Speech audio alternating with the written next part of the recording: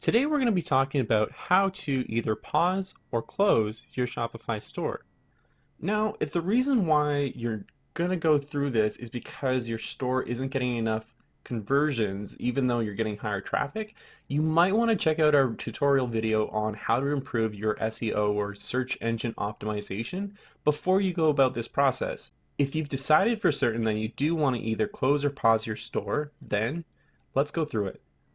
So to access this feature, click on Settings at the bottom left, and then click on Plan and Permissions. Once here, scroll to the bottom of your page, and you'll find that you have three different options. There's Pause and Build, Pause, and outright closing your store. Now let me explain these a little bit. So Pause and Build allows you to go into a state where your checkout is completely disabled.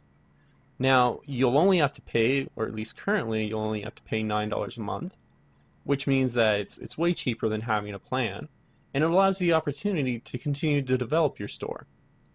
Now, one thing to be cautious about is that if you go into this state, your customers can still access your store, can still view it, can still add things to their cart, but when they go to checkout, it won't let them to because your checkout is completely disabled. Now, this might confuse your customers and think that your site is broken or something like that. So if you do choose this option, I very highly recommend that you turn your password page back on so that people can't view your site. To do that, you go to Online Store, go to Preferences, scroll down, and under Password Protection, make sure that this box here is ticked off. Because this is a demo store that I'm working with, it's already checked off here, but for a live store, this will be disabled. Going back down to our other options. So the second option we have is to pause our store. And this means that you won't have access to your store at all, and you won't be charged for anything. They will make sure that they keep your information, your store information, but you have to be very cautious with this. At least currently with Shopify, they'll allow you to put your store into a pause state for 3 months, and then they will automatically upgrade you to the pause and build side of things and start charging you $9 a month again.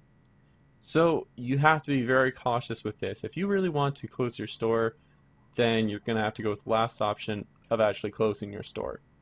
To actually go about this operation, there are two things. You'll have to be logged in as a store owner, click the Close Store button, and then you'll have to enter the password that you use as the store owner to log in order to actually complete the process. Once that happens, Shopify guarantees that your information will be saved for 30 days, and they don't make any guarantees past that. Now, in my personal experience, unless Shopify has become a lot more vigilant, they typically do hold your information longer than 30 days. So if you, at some point in the future, do decide to reopen your store, you have that option.